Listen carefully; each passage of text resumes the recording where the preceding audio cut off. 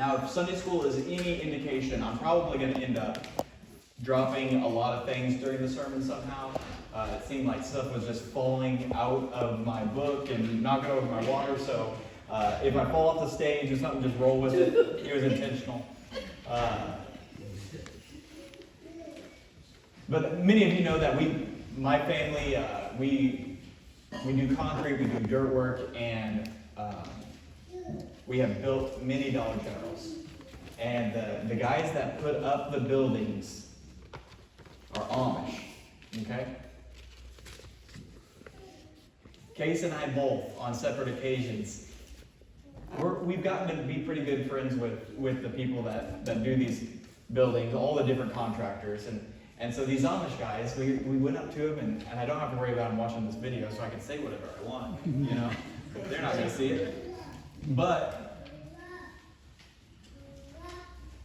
on 2 different occasions, the guy who is in charge of that crew, we went up to him. Case did one time, I did one time, and asked them, why do you shave your mustaches? You know, that's the Amish thing is when you get married, you get a beard, and you don't wear a ring. The beard is the signal that you are a married Amish man, but no mustache. They do not allow mustaches in Amishness. And so we asked him, and he was like, you know, I really don't have any idea. You know, it's just what we do. Just what we do. And so, you know, me being the type of person who has to investigate and research and find out, like, I think that's part of what, like, God has put in me, to not just be like, well, we just always just preach the Bible, and I don't really understand much of it, but I'm going to tell you what it is. I have to find out. And so I Googled it, and I found out that there's a French, a group of French people in France that they all have these elaborate mustaches. You know, just big, like if you were a general or a colonel, or if you were somebody really important in the French army,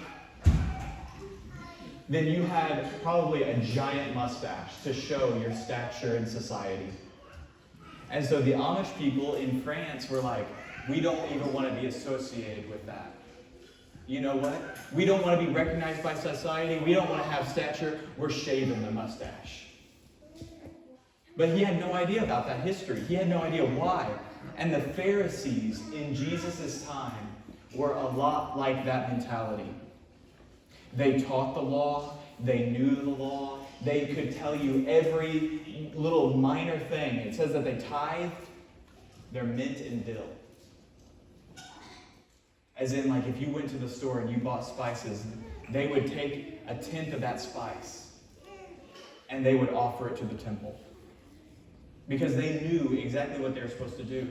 They never let their mustaches get long.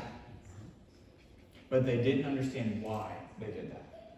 They didn't understand the heart of the law. And so today we're going to reread what we read last week, and we're going to keep going, because the Pharisees got pretty upset about Jesus healing the lame man at the pool. So let's continue reading John chapter 5 today.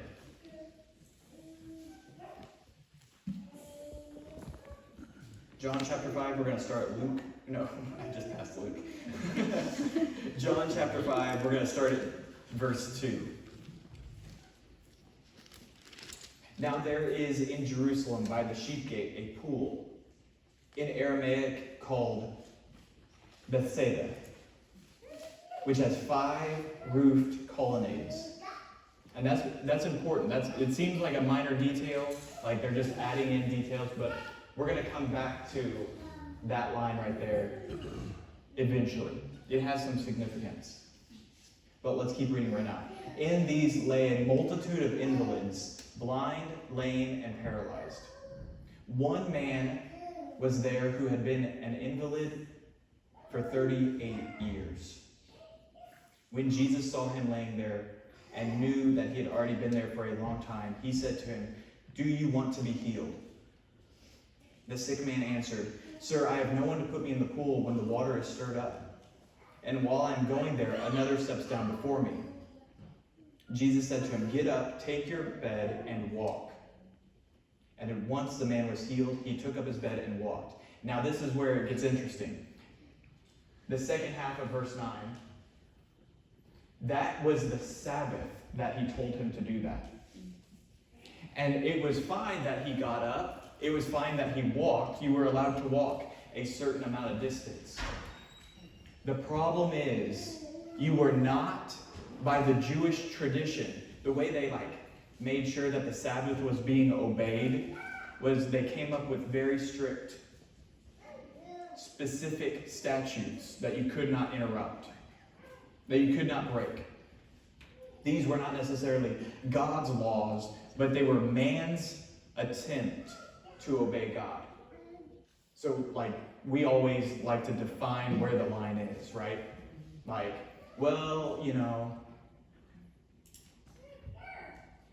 Is the line drinking at all? Is the line getting drunk?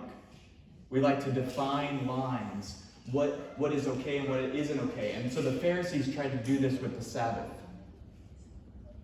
And so the rule was, you could not change your dwelling place. You could not change your dwelling place. So by taking up your bed, you are changing your dwelling place. You're switching houses. You weren't allowed to move on the Sabbath.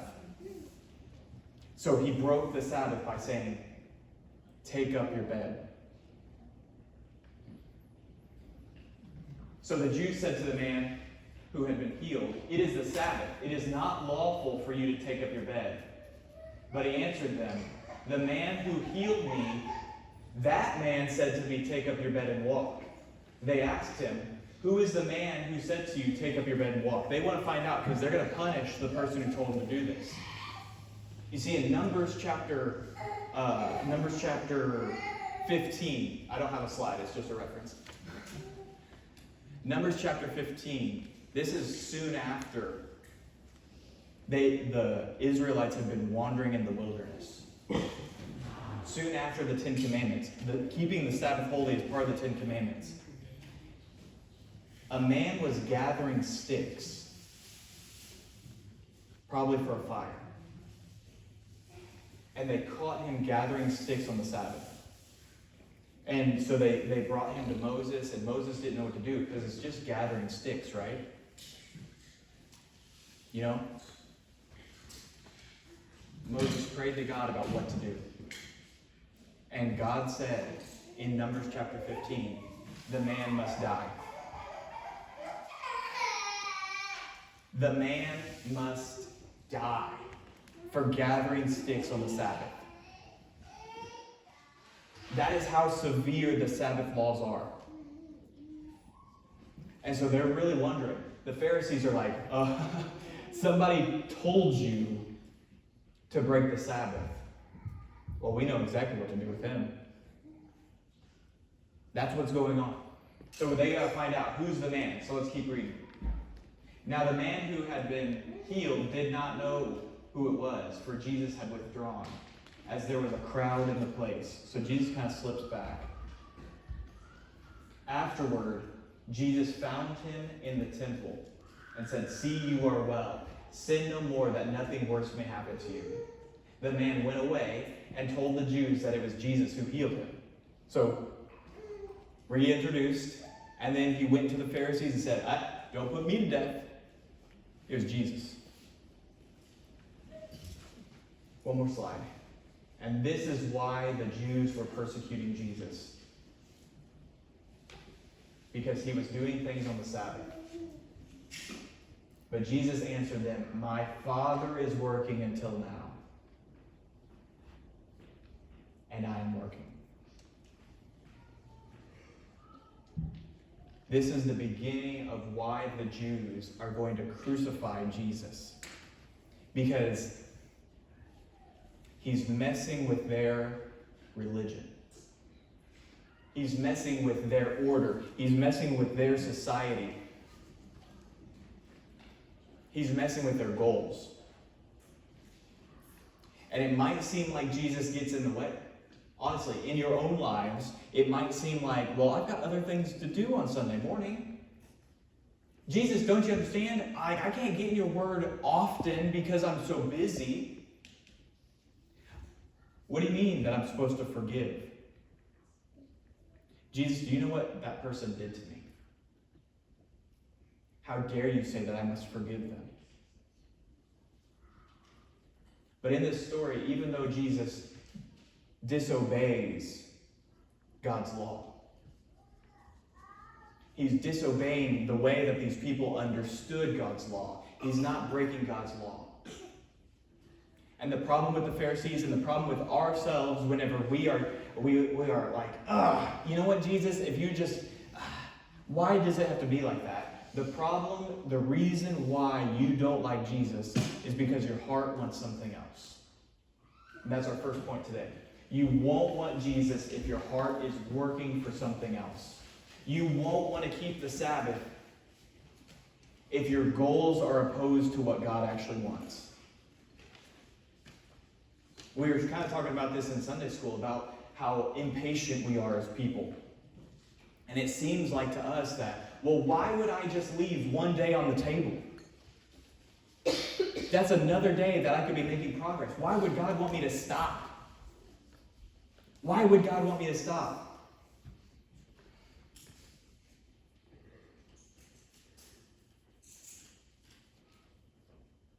God has good purposes.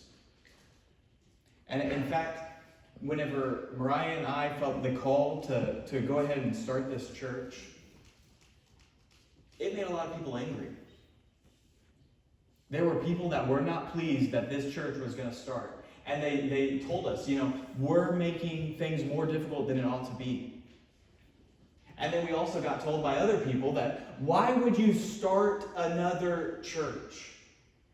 Don't you know there's plenty of other churches that need help? I know of Christian people who said, I would never go to a church plant because other churches need help. Why would you start a new one? Does that sound like Christ? Because who's really at fault? If we are obedient in following God and doing whatever He calls us to do, it's not that people have a problem with Mariah and I starting a church. It's that they have a problem with the person who commanded us to start the church. And whatever it is in your life, maybe you've got some friends that are angry with you because, well, you just won't put up with that stuff anymore. Maybe you have family members who are like, you know what, you used to do this. You used to be okay with this. And now why are you saying no? Why are you saying yes to that, but you can't say yes to me? And if you are saying yes to Christ, it is okay if other people are upset with you. But if you are saying no to Christ, to say yes to something else, then that means that your heart does not understand His laws are good. It does not mean that your heart is in love with Jesus. It's just there's other good things. It means that your heart is in love with something else and there is an idol in His place. The heart of the Sabbath. Our next point. The heart of the Sabbath is to rest from your own work. Jesus says that it is lawful to do good on the Sabbath. It is lawful to do good. Doesn't mean it's lawful to do good work, right? It's lawful to do good. The point of the Sabbath was to get you to stop. To stop looking at your own life, your own needs, your own family, your own job, whatever it is. It's to get you to stop and look around. What is God doing? It's a weekly check to say, look up, get your head out of the sand. What's going on with everybody else? What's going on in the world around me? And I'm not meaning like watch the news on the Sabbath. I'm meaning actually look outside. The seasons point us to God's goodness. The seasons, I love the seasons. We've just exited winter. And we're coming into spring. And you might say, well, there's a lot of rain in the spring. But look at how much of God's growth needs watered in the spring. And it might feel like there's a storm going on in your life. It might feel like it's just been a rainy, cloudy season in your life, but it's pouring down rain. So that way God is preparing the soil of your heart to grow something good. Summertime, things continue to grow. Fall is harvest time. In spring, you don't harvest. But we don't see these patterns if we don't take some time to stop and think. Time is now to plant.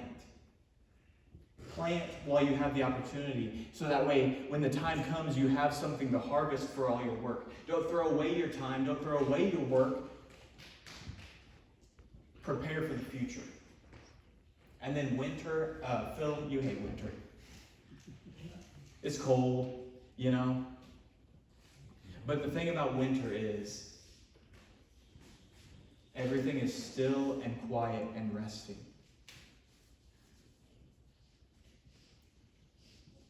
So you have to prepare for winter.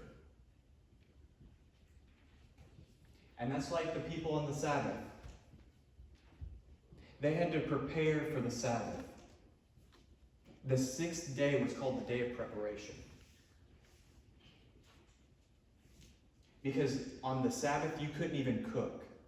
You couldn't prepare the meal. You could warm the meal up. That's why I think maybe crock pot meals were the Sunday go-to, you know, and roast. Like that's not breaking God's law. Let's just turn this little dial to warm, and we'll be back in ready time to eat after church. But you have to prepare. So the day of preparation was the 6th day. Because the 7th day was about nothing but looking around. What's going on around us? And it was lawful to do good. That's why Jesus wasn't breaking the law when he healed somebody.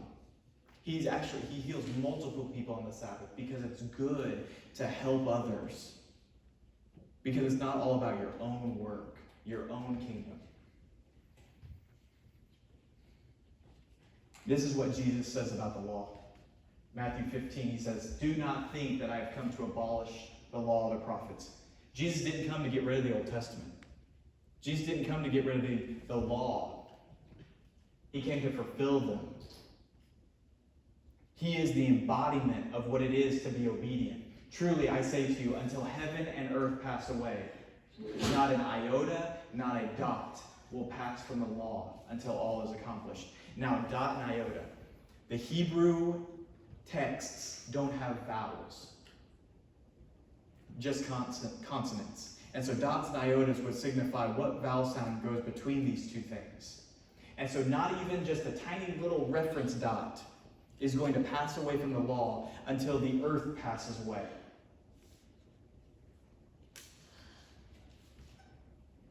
So even for us, this is his warning. I tell you, unless your righteousness exceeds that of the scribes and the Pharisees, you will never enter the kingdom of heaven. The law today, even though Christ has fulfilled it, the law is still good. And we don't legalistically follow the law, but it's still good to remember the Sabbath. That life isn't all about what you have going on. Life is about what's going on in God's plan.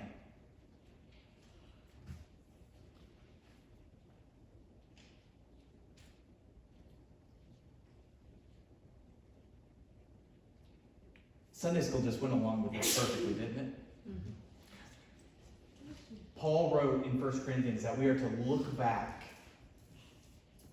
to be made aware of what has taken place, so that way it instructs us on how to live.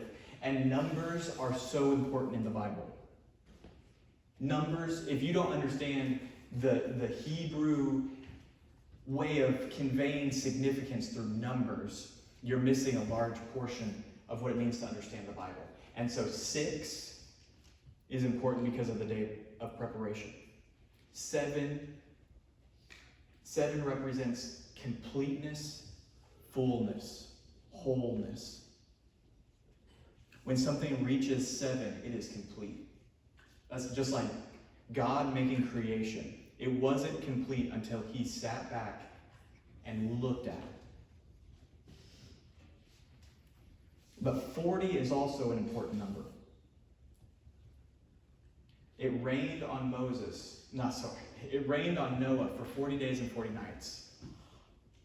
Moses was up on Mount Sinai for 40 days.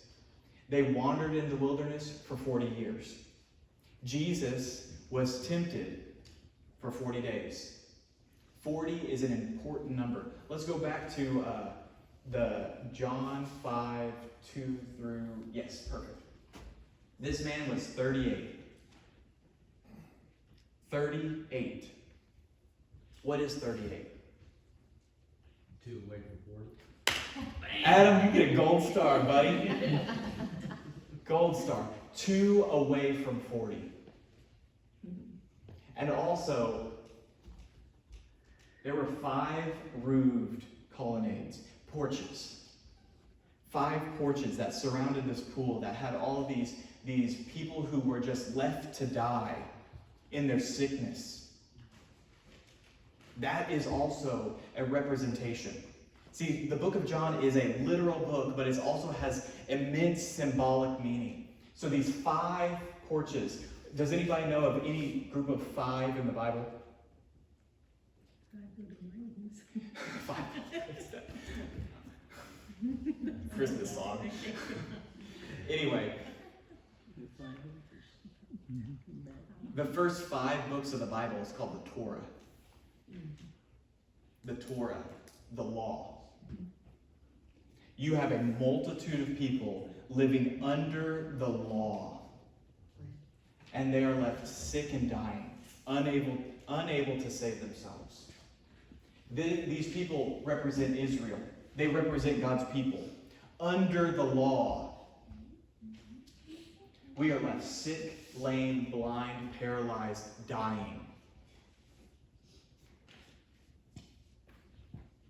So Jesus comes to somebody who is 38, as in keeping all but 2. And what are the 2 most important commandments? Mark chapter 12. A man asked Jesus, one of the scribes asked, what's the most important laws? And Jesus answered, the most important, hear, O Israel, the Lord our God is one, and you shall love him. You shall love the Lord your God with all your heart, with all your soul, with all your mind, and all your strength. The second is this, the second most important, not the second commandment, the second most important. You shall love your neighbor as yourself. There is no other commandment greater than these. So the 2 that Israel as a people were lacking. This is why he's 38. The 2 that they were lacking is love for God and love for people. And it's made obvious. Why would I come to these conclusions? It's made obvious because then you get the Pharisees who enter in and say, wait, you're breaking God's law. We keep them all. You can't do good on the Sabbath. You can't love people on the Sabbath. You can't do God's work on the Sabbath because it's work. But do you know who the only group of people who were exempt from the Sabbath were? There was one group of people who were not allowed to take the Sabbath. It's God's priests. God's priests had to keep the temple running even on the Sabbath because the temple couldn't go down. They had to be there to serve the people's needs who came to the temple. They had to be there to sacrifice for the sins of the people on the Sabbath, as in it is legal to do God's work. It is legal to do good to other people. You have to love God and love people 7 days a week. 7 days a week. The Sabbath isn't just a weekend getaway, like you worked 6 days, 5 days, and then on the Sabbath you did your lawn care.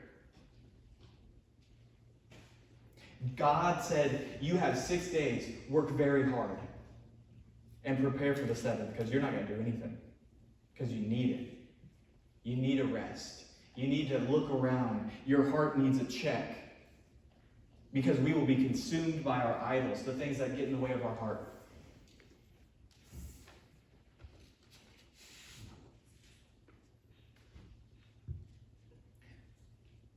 The thing that God is most concerned about is not your to-do list. It's your heart. The Bible says to the pure, all things are pure. Because the pure of heart will desire goodness.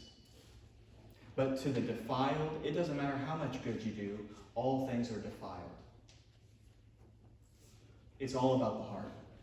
The heart that is sensitive to God will do God's will. The heart that isn't sensitive to God will love what he gets whenever he does God's will. He will love the reward. And that's our third point today. The Christian heart loves God's people. Loves God and people. The worldly heart loves what it can get from God and people. Loves what it can get.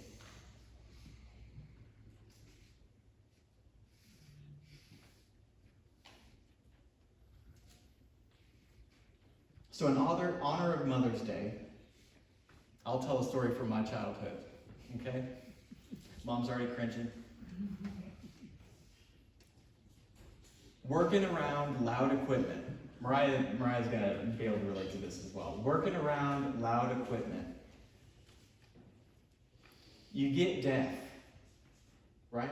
Huh? Yeah? Yeah. You get deaf. And you learn that you have to speak really loudly for other people to hear you. Because there's saws going on, there's generators going on, there's equipment driving by. And so if I need to holler at Case, I'm going to be like, hey! Hey, Case! Facebook's going to hate that. Because I'm trying to be loud. I'm trying to get noticed. But whenever you come home, and Mariah's busy, or Mom's busy, and Dad comes home, then what do? You yell and you say, hey! Because you're trying to be loud, And Mariah, this is what happened with me and Mariah. I'd be in the basement, I'd be listening to music, working out at our old house, and she would be upstairs, and sometimes I would just hear, there's some static going on, I can hear there's a noise upstairs, and it sounds like Mariah's trying to talk to me. And so before I even, you drop the headphones or the earbuds, and you say, what? It's just what you do. And my mom would always tell my dad, Bob, you sound so angry. Wouldn't you, Mom? You just sound so angry. And Dad would be like, well, I'm not. I don't know what you want me to do. And one time Frances came into my house that we used to live in, and Mariah wasn't home yet, but I knew that she would be getting home soon. I don't know if you remember this, Frances, but I had some music playing in the basement. I was working out, and I heard something. And so I assumed it was Brian. I said, what?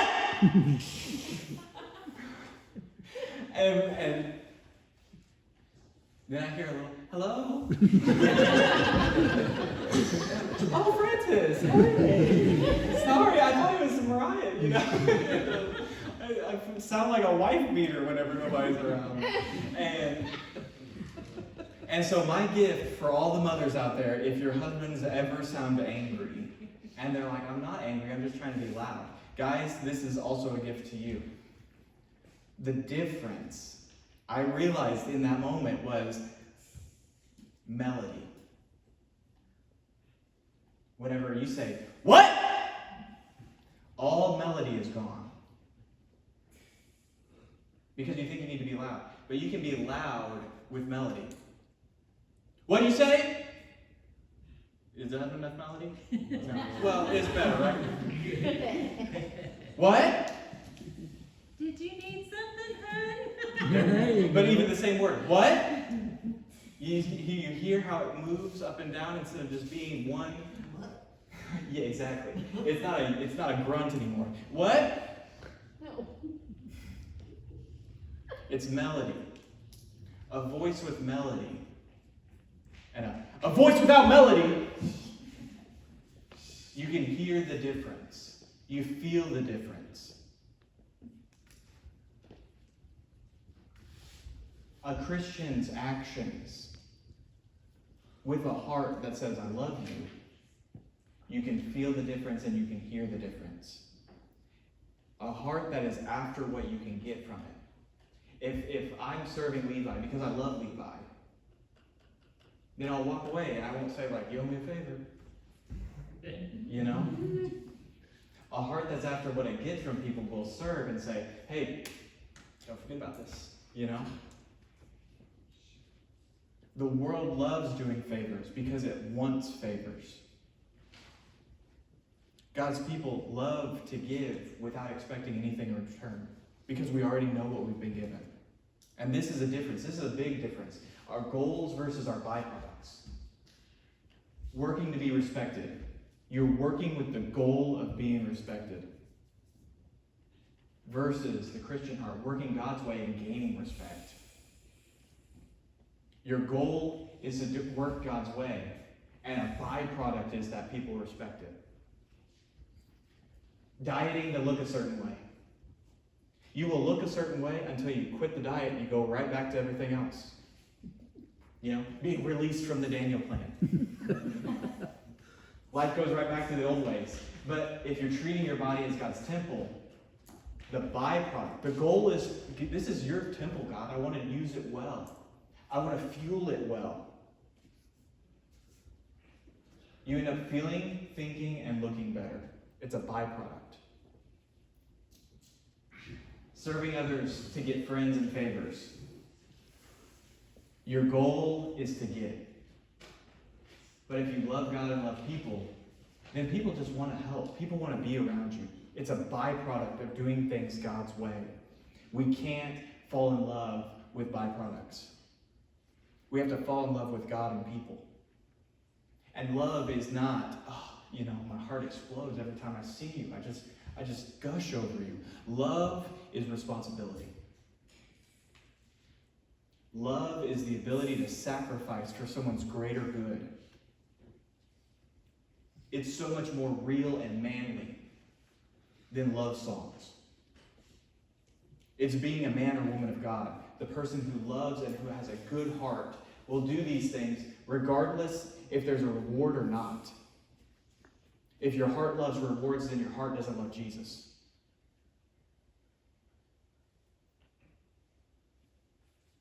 I remember, put this into application. I remember being an intern at a church, and I thought, I'm going to serve this pastor well, because you know what, God? If I serve him well, then I know that you'll give me good people whenever I'm a pastor. And we do this. We just think, I'm going to do good now so that way I get good later. And then I ended up with you guys. And that does not work. I need an adjustment, you know?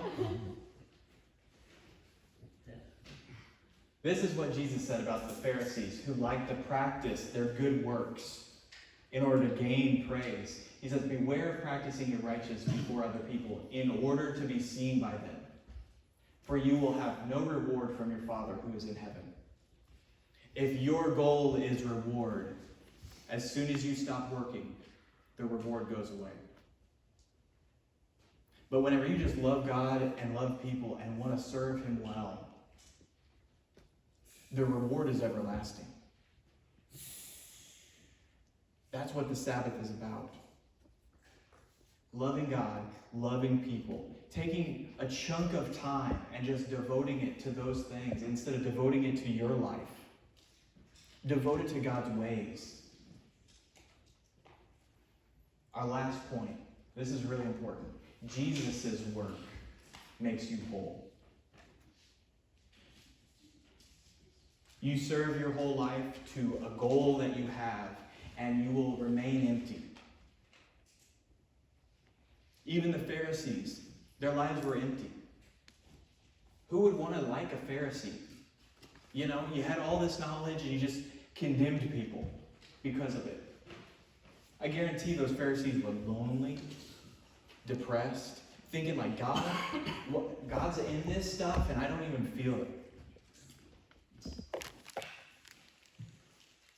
Or you devote your life to work, making money.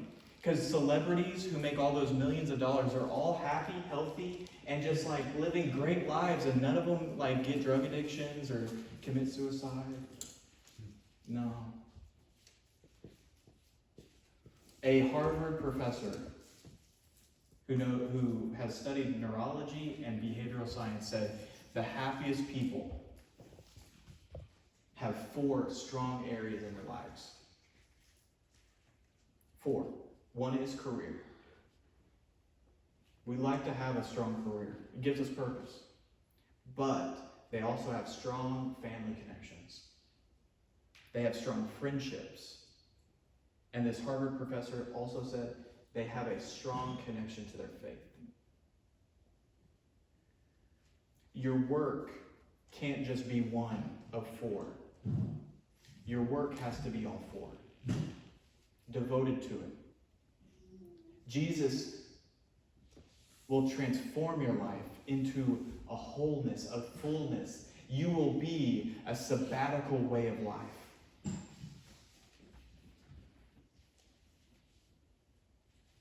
And our church, my plan is to replicate this.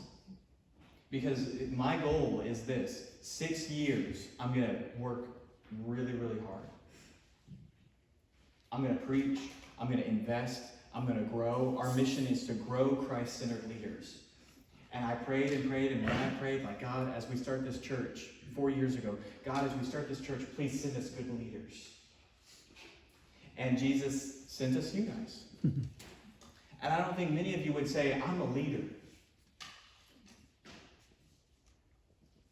when you showed up here.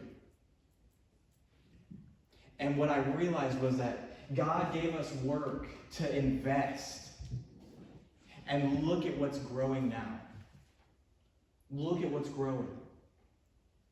Levi, in charge of communion and helping other people overcome their fear of public speaking. Donnie had never led a Sunday school before and did about a month ago and has now multiple times. Adam was baptized last year, led Sunday school today. Susan led the first Daniel Plan group of our church. You know, like, new things are taking place. Growth is taking place. Jesus' work in our church is making it whole. And so it wasn't just 7 days a week. It was 6 years and a 7th year. And that was the sabbatical year. And my plan is to work to invest in people and grow people for 6 years. And then the 7th year, I'm not preaching. I know that God is going to bless the work that we're doing here. And the 7th year, there's going to be a multitude of men who preach. I got a lot of reading to do. You do. That's what's going to take place, though. And then the 8th year, our church is going to start over again. We're going to keep working. And there's going to be more going on. And there's going to be even more growth. But that's what the future holds for us. And the good thing is, whenever it comes to salvation, when it comes to security of your soul, Jesus said you'll never enter unless your righteousness exceeds that of the scribes and the Pharisees. But Jesus came to fulfill the law. And he said, do you know what he said on the cross? It is finished. It is finished. On the 6th day, Jesus was on the cross. In John chapter 19, it says that he was on the cross. And he says, it is finished. And then the Jews, after that, he bowed his head and released his spirit. He died on the cross. The Jews went to the Romans and said, hey, it's the day of preparation. Can we break their legs so that way they die quicker, so that way we can get them off the cross? It was the day of preparation. Jesus died to prepare your way into heaven. His death covered your sin so that way you take his righteousness. On the 7th day, where was his body? Resting. On the 8th day, he rose. Do you know what the 8th day is? It's a new week. It's a new week. And so he tells us now, take up your bed. Change your starting place. You are no longer to be under the law. You're now supposed to just follow me. If you start under the law, you're going to die under the law. But if you start with your bed at Jesus' feet, you will find eternal salvation. You will find his wholeness and his growth and his goodness, and you will love God and you will love people, and your life will look totally different, and you will be healed. And so whatever it is today, as we prepare to close, whatever decision you need to make, let today, May 11th, 2025, Mother's Day, be the day that you can look back and say, I took my bed and I started from a different place. It was no longer about rewards, it was about serving God and loving people. Whether it's baptism, discipleship, groups, whatever it is, however you need help, that's what my mission is. To love you and help you serve God. So let's go ahead and stand.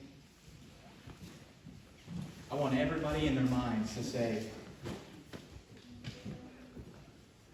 what it is that God is calling you to do, and commit to that. Let's pray. Father God, we just thank you so much for your word and your truth and your ability to shine a light on our sinfulness. And we just pray that nothing holds us back from taking up our bed and putting it in a different place tonight. God, let day one of our new lives start today. In Jesus' good work, we pray. Amen.